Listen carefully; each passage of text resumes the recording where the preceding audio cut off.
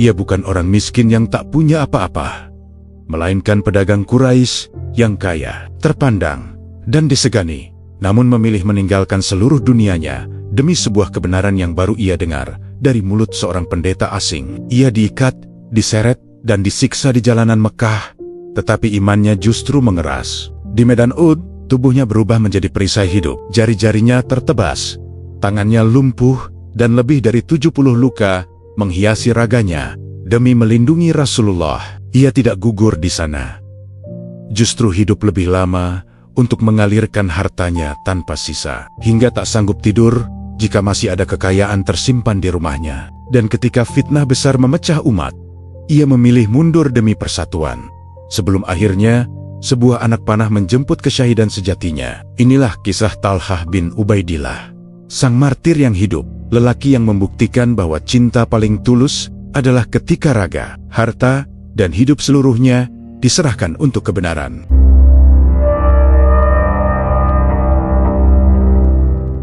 Di jantung kota Mekah yang hiruk oleh transaksi dan kebanggaan suku, hiduplah seorang pemuda bernama Talhah bin Ubaidillah. Ia berasal dari Bani Taim, kabilah terpandang Quraisy, dikenal karena kecerdasan berniaga dan ketampanan parasnya. Sejak usia muda, Talhah telah menapaki jalan yang diimpikan banyak orang. Kafilah dagangnya menjangkau negeri Syam, hartanya mengalir deras, dan namanya disegani di pasar-pasar Mekah.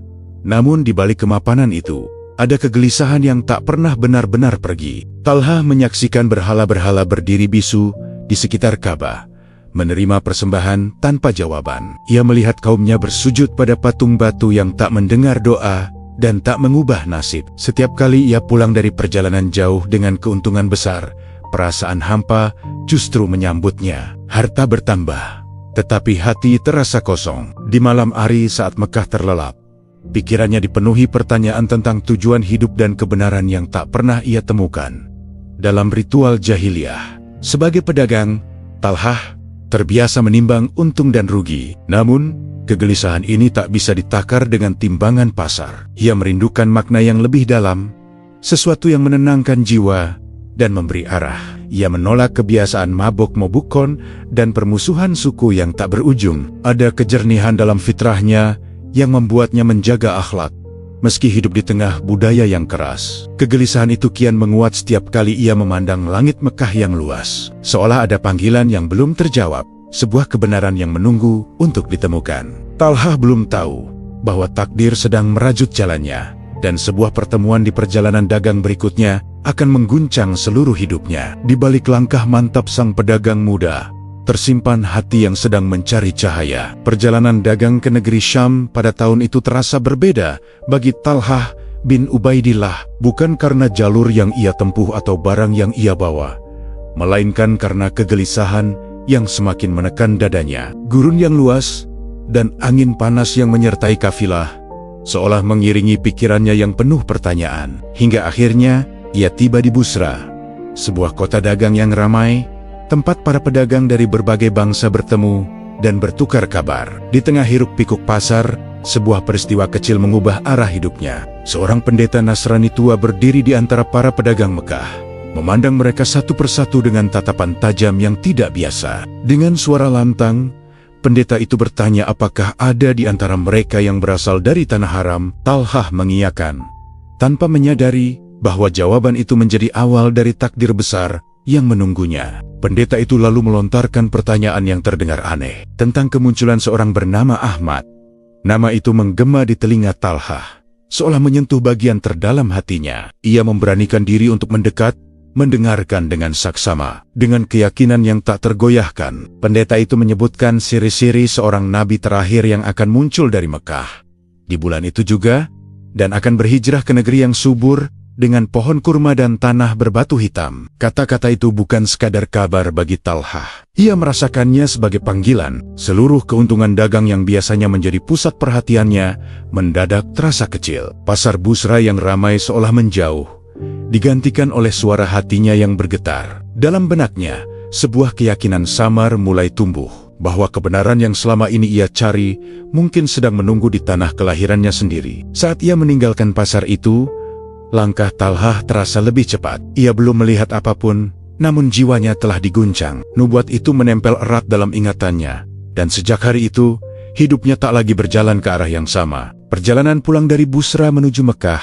menjadi perjalanan terpanjang dalam hidup Talhah bin Ubaidillah. Bukan karena jaraknya, melainkan karena pikirannya yang terus bergejolak. Setiap langkah unta yang membawanya melintasi gurun seakan mengulang kata-kata sang pendeta. Nama Ahmad bergema tanpa henti, menyusup ke relung hatinya, menyatu dengan kegelisahan yang selama ini ia pendam. Keuntungan dagang yang melimpah kini tak lagi ia hitung. Hatinya hanya tertuju pada satu pertanyaan tentang kebenaran yang mungkin sedang lahir di Mekah. Setibanya di kota kelahirannya, Talhah tidak menunggu waktu untuk beristirahat. Ia segera mencari kabar, menanyai keluarga dan orang-orang terdekat. Jawaban yang ia terima membuat dadanya bergetar. Muhammad bin Abdullah telah menyatakan diri sebagai utusan Allah, membawa risalah yang menyeru kepada penyembahan Tuhan yang Esa.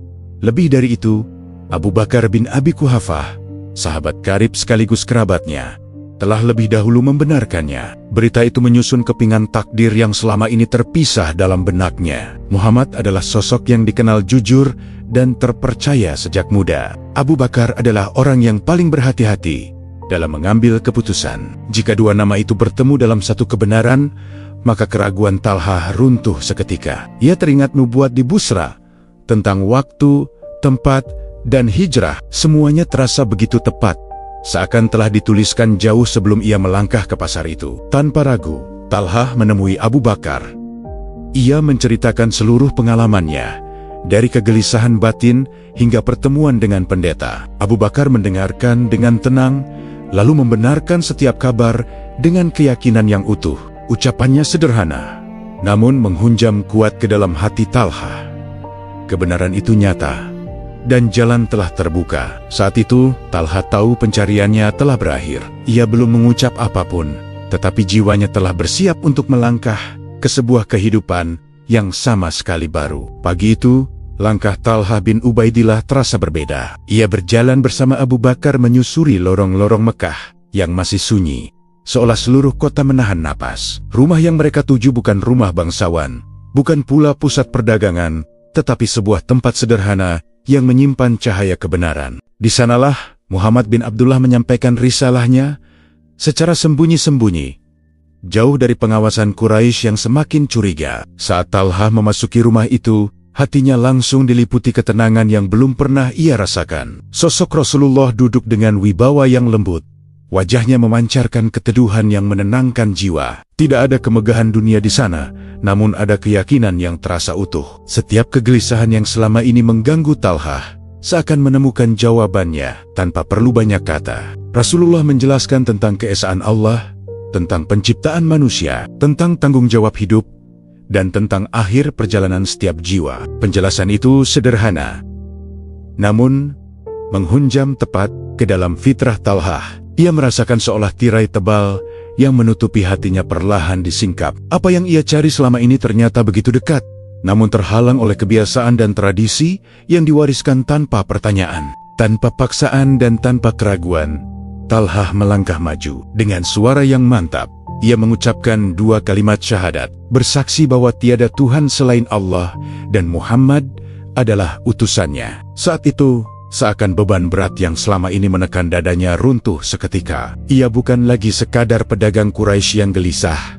melainkan seorang hamba yang menemukan tujuan hidupnya. Sejak hari itu, nama Talhah tercatat di antara orang-orang pertama yang beriman. Ia belum mengetahui ujian berat yang menantinya, namun hatinya telah siap. Cahaya itu telah menyala, dan ia tak berniat memadamkannya, berapapun harga yang harus dibayar. Keislaman Talhah bin Ubaidillah menyebar di Mekah secepat angin panas gurun. Bagi kaum Quraisy, kabar itu bukan sekadar berita, melainkan tamparan keras. Seorang pemuda bangsawan, pedagang sukses, dan kebanggaan Bani Taim telah meninggalkan agama leluhur. Bisik-bisik berubah menjadi kemarahan, dan kemarahan menjelma ancaman. Talhah kini dipandang sebagai pengkhianat tradisi dan ancaman bagi tatanan lama yang mereka jaga dengan kukuh. Ujian terberatnya justru datang dari rumahnya sendiri. Ibunya, yang selama ini memandangnya dengan kebanggaan, tak sanggup menerima pilihan itu. Ia menangis, meratap, dan mencela keyakinan baru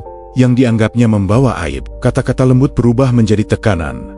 Kenangan masa kecil dijadikan senjata untuk melunakkan hati Talha. Ia diingatkan tentang kedudukan, harta, dan masa depan yang bisa hancur seketika. Namun hati Talha telah diikat oleh keyakinan yang tak bisa ditawar. Ia mendengar semua itu dengan dada bergetar, bukan karena ragu, melainkan karena perih. Berhadapan dengan amarah ibu jauh lebih menyakitkan daripada ancaman orang asing. Setiap air mata yang jatuh dari wajah ibunya seperti menorehkan luka baru. Meski demikian, ia tetap berusaha menjaga adab, tidak membalas dengan kemarahan, dan tidak memutus bakti. Ketika bujukan gagal, caci maki pun datang silih berganti. Talha memilih diam, menahan gejolak dalam dada. Ia tahu iman bukan sekadar ucapan, melainkan keteguhan saat diuji dari arah yang paling menyentuh hati. Ia berdiri di antara dua cinta, cinta kepada ibu dan cinta kepada kebenaran. Dan ia menolak menukar yang satu dengan mengkhianati yang lain. Hari-hari itu menjadi awal dari penderitaan panjang. Namun di balik tekanan dan air mata, iman Talha justru tumbuh semakin kuat. Menyiapkan dirinya untuk ujian yang jauh lebih keras di hadapan kaum Quraisy. Keteguhan Talha bin Ubaidillah membuat kaum Quraisy kehilangan kesabaran. Bujukan keluarga telah gagal. Ancaman sosial tak lagi menakutkan. Maka mereka memilih jalan yang paling kejam, memperlihatkan kekuasaan dengan siksaan terbuka. Di antara para pembesar Quraisy, nama Naufal bin Khuwailid dikenal sebagai sosok yang ditakuti. Bukan karena keberanian, melainkan karena kebuasannya. Dialah yang kemudian menargetkan Talha dan sahabat terdekatnya, Abu Bakar as-Siddiq. Suatu hari, keduanya ditangkap tanpa perlawanan di hadapan khalayak Mekah. Naufal mengikat tubuh Talha dan Abu Bakar dengan satu tali, menyatukan mereka seperti barang hina yang siap dipamerkan. Ikatan itu bukan sekadar mengikat badan, tetapi dimaksudkan untuk mematahkan kehormatan. Mereka diseret di jalanan berbatu, diteriaki, dipukul, dan dijadikan tontonan untuk menanamkan ketakutan pada siapapun yang berniat mengikuti agama baru. Panas matahari menyengat kulit, debu memenuhi wajah, dan cambukan mendarat tanpa belas kasihan. Setiap hentakan membuat tubuh Talha terasa remuk. Namun lisannya tak mengucap penyesalan. Ia menahan sakit dengan keyakinan yang semakin mengeras. Di sisi lain, ia melihat Abu Bakar berdiri dengan keteguhan yang sama. Seolah ikatan itu justru menyatukan hati mereka dalam kesabaran. Siksaan itu berlangsung lama, hingga tubuh keduanya dipenuhi luka. Kaum Quraisy berharap teriakan dan rasa sakit akan memaksa mereka kembali pada berhala. Namun yang terjadi justru sebaliknya. Setiap pukulan terasa seperti penegasan atas pilihan yang telah diambil. Talha merasakan bahwa iman yang ia peluk bukan jalan mudah, tetapi jalan yang benar. Sejak hari itu, Talha dan Abu Bakar dikenal sebagai dua sahabat yang diikat menjadi satu. Sebuah julukan yang lahir dari kezaliman, namun berubah menjadi tanda kehormatan. Di balik luka dan kehinaan, iman Talha justru berdiri semakin kokoh, siap menghadapi badai berikutnya tanpa sedikit pun niat untuk mundur. Hari-hari setelah penyiksaan itu berlalu, dengan tubuh yang belum sepenuhnya pulih, luka-luka di badan Talha bin Ubaidillah masih terasa perih. Namun hatinya justru semakin tenang. Setiap bekas cambukan menjadi pengingat bahwa jalan yang ia pilih bukan sekadar keyakinan, melainkan pengorbanan nyata. Ia memahami bahwa iman tidak lahir dari kenyamanan, tetapi ditempa melalui rasa sakit dan kesabaran yang panjang. Di tengah tekanan yang terus mengintai, Talha tidak membiarkan dirinya larut dalam kepahitan. Ia menyaksikan sahabat-sahabat lain mengalami siksaan yang bahkan lebih berat. Kaum muslimin yang lemah, para budak dan orang-orang tanpa pelindung, menerima perlakuan kejam setiap hari. Pemandangan itu menggugah nuraninya. Diam-diam, ia mulai menggunakan harta yang masih bisa ia jangkau untuk membantu mereka, memberi makanan, menebus kebutuhan, dan menguatkan mereka agar tidak goyah. Kedermawanan Talha di masa ini bukanlah pamer, melainkan perlawanan sunyi terhadap kezaliman. Ia tahu hartanya tidak mampu menghentikan cambukan, tetapi bisa meringankan derita. Setiap pemberian ia niatkan sebagai bentuk syukur atas iman yang telah ia temukan. Dalam kesunyian malam, ia sering merenung, menguatkan diri dengan janji-janji Allah tentang balasan bagi orang-orang yang sabar. Tekanan Quraisy belum surut, namun Talha tak lagi gentar. Ia melihat Rasulullah dan para sahabat senior menanggung penderitaan yang lebih besar dengan ketenangan yang luar biasa. Iman Talha tumbuh seiring luka yang mengering. Ia tidak hanya bertahan, tetapi berubah. Dari seorang pedagang yang gelisah, Ia menjelma menjadi mukmin yang matang, siap menghadapi fase perjuangan berikutnya. Ia tahu ujian ini belum berakhir. Namun jiwanya telah ditempa untuk menerima apapun yang akan datang dengan keyakinan yang utuh. Tekanan di Mekah semakin hari semakin menyesakan. Siksaan, boikot, dan ancaman kematian menjadi bayangan yang tak pernah jauh dari kehidupan kaum muslimin. Di tengah suasana itulah perintah hijrah datang sebagai jawaban dari langit. Bagi sebagian orang, hijrah berarti meninggalkan kampung halaman. Namun bagi Talhah bin Ubaidillah, hijrah adalah pengorbanan yang jauh lebih besar. Meninggalkan seluruh dunia yang telah ia bangun dengan keringat dan kecerdasan. Talhah bukanlah orang miskin yang tak memiliki apa-apa. Ia memiliki rumah, harta dan jaringan dagang yang mengalirkan kekayaan tanpa henti. Setiap sudut Mekah menyimpan jejak usahanya. Namun ketika perintah itu datang, ia tidak menimbang untung dan rugi. Hatinya telah memutuskan lebih dahulu. Dunia yang selama ini ia kejar, kini ia pandang sebagai titipan yang suatu waktu harus dilepas. Persiapan hijrah dilakukan dalam senyap. Mata-mata Quraisy mengintai setiap gerak kaum muslimin, siap menumpahkan darah demi menghentikan mereka. Talhah memilih bergerak dengan penuh kehati-hatian.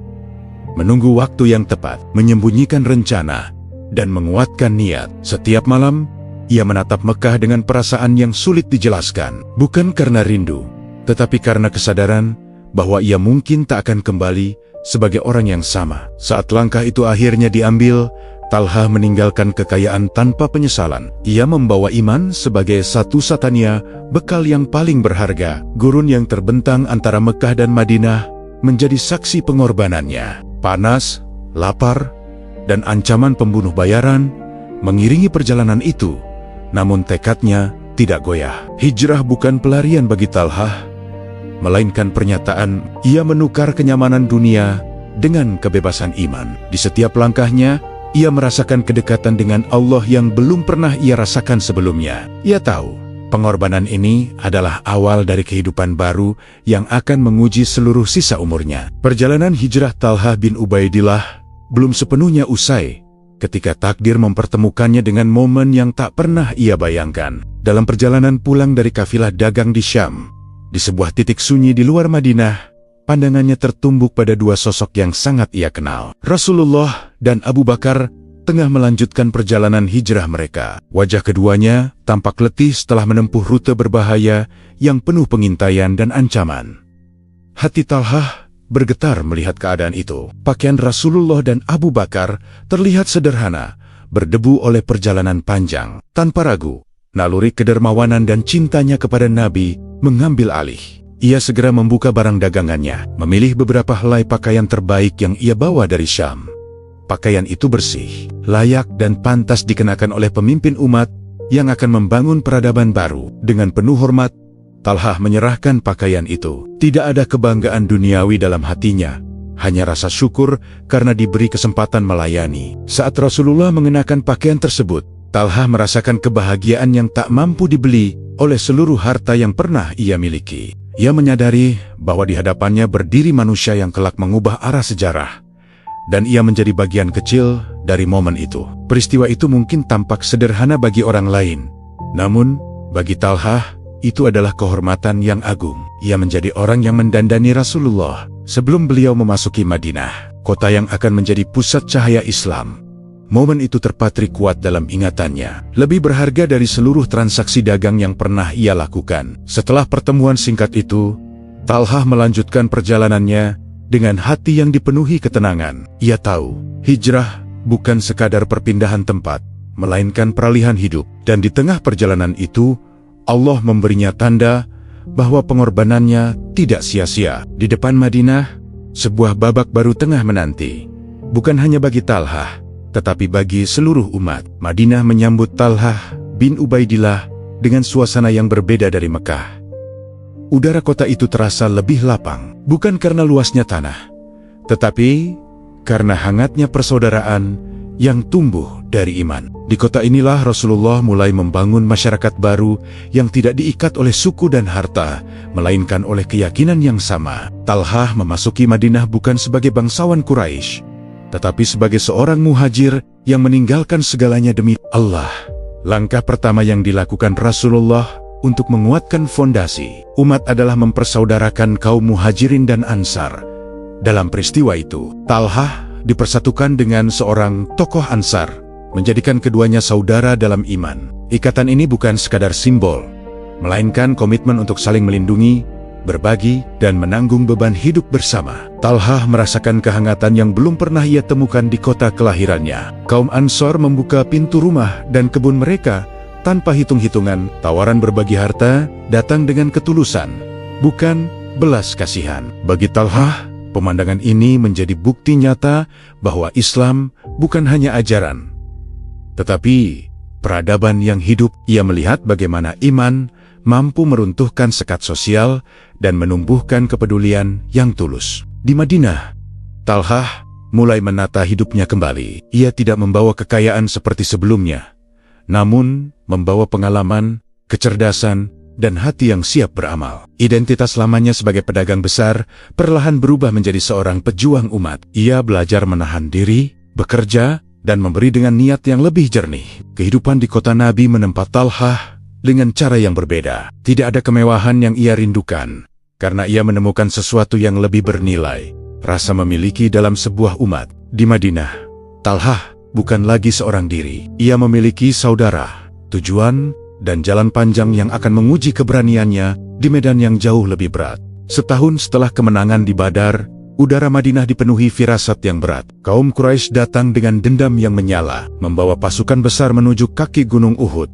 Talhah bin Ubaidillah berdiri di barisan kaum muslimin dengan hati yang mantap. Perang bukan hal baru baginya, namun kali ini terasa berbeda. Ia tahu, kemenangan tidak hanya ditentukan oleh jumlah dan senjata, melainkan oleh ketaatan dan kesabaran. Di awal pertempuran, keadaan berpihak pada kaum muslimin. Barisan musuh goyah, panji-panji Quraisy jatuh satu persatu. Pasukan pemanah yang ditempatkan di bukit menjalankan perintah dengan baik, menjaga celah dan memukul mundur kavaleri musuh. Talhah bergerak lincah di medan laga, tebasannya tegas, langkahnya pasti. Semangat kaum muslimin menguat, seolah kemenangan telah berada di depan mata.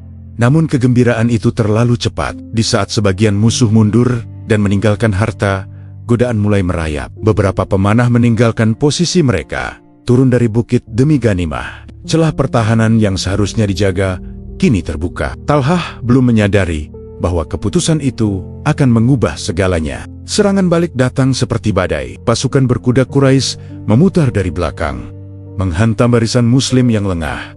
Keadaan berubah menjadi kacau. Teriakan, debu, dan darah bercampur tanpa arah. Isu kematian Rasulullah menyebar cepat, meruntuhkan mental sebagian pasukan. Banyak yang kehilangan arah, sebagian terpukul oleh rasa takut yang tiba-tiba datang. Di tengah kekacauan itu, Talhah tetap berdiri. Ia melihat barisan terpecah dan ancaman semakin dekat kepada Rasulullah. Hari yang dimulai dengan harapan kini berubah menjadi neraka. Talhah merasakan bahwa ujian terbesar hidupnya baru saja dimulai, dan apa yang akan ia lakukan setelah ini akan menentukan seluruh makna imannya. Di tengah kekacauan perang Uhud, pandangan Talhah bin Ubaidillah tertumbuk pada satu pemandangan yang membuat darahnya berdesir. Rasulullah terdesak, terpisah dari barisan utama, dikepung oleh serangan yang datang bertubi-tubi. Batu dan pedang mengarah ke sosok yang paling ia cintai. Tanpa ragu, Talhah melesat ke depan, meninggalkan segala rasa takut yang tersisa. Ia berdiri di hadapan Rasulullah, menjadikan tubuhnya sebagai penghalang. Setiap sabetan pedang, ia tangkis dengan tangan dan bahunya sendiri. Ketika sebuah pedang mengarah ke kepala Nabi, Talhah mengangkat lengannya. Tebasan itu mengenai jarinya, memutusnya seketika, namun ia tidak mundur. Rasa sakit tenggelam oleh satu tekad, melindungi Rasulullah dengan apapun yang tersisa dari dirinya. Hujan anak panah turun tanpa ampun. Talhah merentangkan tangannya untuk menutup wajah Rasulullah. Sebuah anak panah menancap menembus telapak tangannya, membuatnya lumpuh selamanya. Darah mengalir, luka demi luka memenuhi tubuhnya. Namun, langkahnya tetap kokoh. Suaranya menggelegar, menghadang siapapun yang mencoba mendekat. Ia bertarung seperti satu pasukan. Lebih dari 70 luka menghiasi tubuhnya. Namun, cintanya tidak melemah. Saat Rasulullah hendak berlindung di atas sebuah batu dan tak mampu menaikinya, Talha membungkukkan punggungnya, mempersilakan Nabi menginjak tubuhnya yang terluka. Di ambang kesadaran, ia masih memilih menjadi pijakan keselamatan. Ketika pertempuran mereda, Talha roboh bersimbah darah. Banyak yang mengira ia telah gugur, namun Allah masih memberinya napas. Pada hari itu Talha tidak mati, tetapi ia telah menyerahkan segalanya. Tubuhnya menjadi saksi cinta yang paling tulus, dan dari medan Uhud itulah namanya terukir sebagai perisai hidup Rasulullah. Ketika debu perang Uhud mulai mengendap dan suara pedang mereda, Talha bin Ubaidillah ditemukan tergeletak di antara luka dan darah. Tubuhnya penuh sayatan, tusukan, dan bekas panah. Banyak sahabat mengira nyawanya telah berakhir di medan itu. Namun takdir Allah masih menahannya di dunia. Napasnya masih ada, meski tubuhnya hampir tak bergerak. Ia selamat dari kematian, membawa luka yang akan tinggal bersamanya seumur hidup. Rasulullah menatap Talha dengan mata yang basah. Pengorbanan yang ia lakukan tidak mungkin dilupakan. Di hadapan para sahabat, Rasulullah menyebutnya dengan sebuah gelar yang tak pernah disematkan kepada siapapun sebelumnya. Ia disebut sebagai seorang syahid yang berjalan di muka bumi. Sejak hari itu, Talha dikenal sebagai sang martir yang hidup. Gelar itu bukan pujian kosong, melainkan pengakuan atas cinta yang dibuktikan dengan raga. Luka-luka Talha tidak membuatnya merasa mulia. Ia menerimanya dengan kerendahan hati. Setiap rasa sakit yang muncul menjadi pengingat tentang hari di Uhud, tentang detik-detik di mana ia berdiri antara hidup dan mati demi melindungi Rasulullah. Ia tidak mengeluh, tidak pula merasa paling berjasa. Baginya, hidup yang tersisa hanyalah amanah tambahan. Pengalaman di ambang kematian mengubah pandangannya tentang dunia. Ia semakin ringan melepaskan apapun yang bersifat sementara. Harta, kedudukan, dan kenyamanan tidak lagi menarik perhatiannya. Yang ia pikirkan hanyalah bagaimana sisa umur ini bisa menjadi penebus dan bekal menuju akhirat. Sejak Uhud, Talha hidup dengan kesadaran bahwa setiap hari adalah hadiah.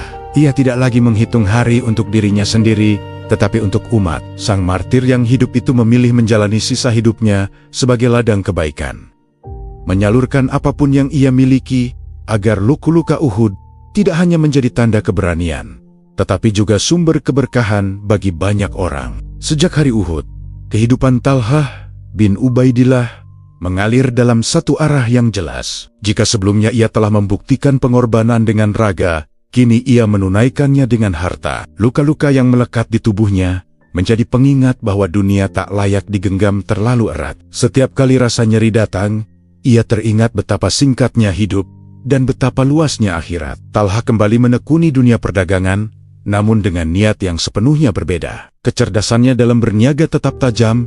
Kafilah-kafilahnya kembali bergerak melintasi Madinah, Syam, dan Irak. Keuntungan mengalir deras, namun tidak pernah menetap lama di tangannya. Harta itu segera berubah menjadi bantuan bagi yang membutuhkan, seolah ia hanya menjadi perantara rezeki yang Allah titipkan. Ia dikenal sebagai orang yang tidak sanggup tidur nyenyak ketika harta menumpuk di rumahnya. Malam-malamnya diisi kegelisahan yang berbeda, bukan karena takut miskin, melainkan karena takut lalai. Ketika hasil penjualan tanahnya datang dalam jumlah besar, ia membagikannya dalam satu malam hingga tak tersisa. Baginya, ketenangan bukan terletak pada simpanan, tetapi pada tengen-tengen yang terangkat karena tertolong. Talha menanggung utang orang lain tanpa diminta. Ia membantu kerabat, sahabat, janda, dan anak yatim dengan senyap. Tidak ada daftar jasa, tidak ada pengingat. Kebaikan baginya bukan proyek, melainkan napas kehidupan. Rasulullah pun menyebutnya dengan julukan yang melekat selamanya, sebagai Talha yang penuh kebaikan dan Talha yang sangat dermawan. Di Madinah, namanya disebut dengan rasa hormat dan syukur. Ia bukan hanya pahlawan Uhud, tetapi juga penyangga kehidupan banyak keluarga. Kedermawanannya mengalir tanpa henti, seperti sungai yang tak pernah kering. Dalam diam, Talha menyiapkan dirinya untuk pertemuan terakhir dengan Allah, dengan harapan bahwa setiap harta yang ia lepaskan akan menjadi cahaya di hari yang tak terelakkan. Waktu terus berjalan, membawa umat Islam ke masa yang penuh ujian. Setelah wafatnya Rasulullah, Talha bin Ubaidillah tetap berdiri sebagai sahabat yang setia, menyaksikan pergantian kepemimpinan dan perluasan Islam ke berbagai penjuru. Namun fitnah besar datang di masa berikutnya, saat perselisihan merobek persatuan umat. Terbunuhnya Khalifah Utsman mengguncang hati Talhah. Luka itu lebih dalam daripada luka Uhud, karena ia melihat umat yang dicintainya saling berhadapan. Dengan niat menegakkan keadilan dan mencegah kezaliman berlarut, Talhah terlibat dalam peristiwa yang kemudian dikenal sebagai Perang Jamal.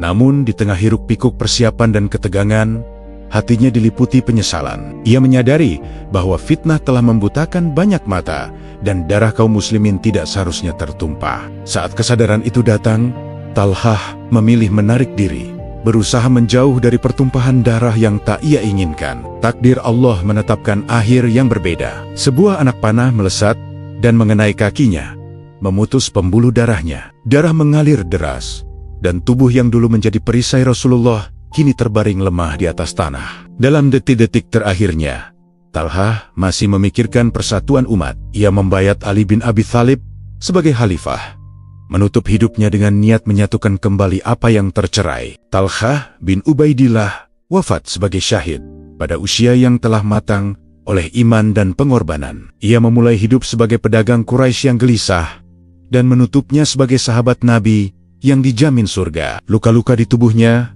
harta yang ia habiskan, dan darah yang ia serahkan menjadi saksi cinta yang utuh kepada Allah dan Rasul-Nya. Kisah Talhah berakhir di dunia, namun teladannya hidup selamanya. Ia mengajarkan bahwa iman bukan sekadar keyakinan, melainkan keberanian untuk memberi, melindungi, dan merelakan segalanya demi kebenaran.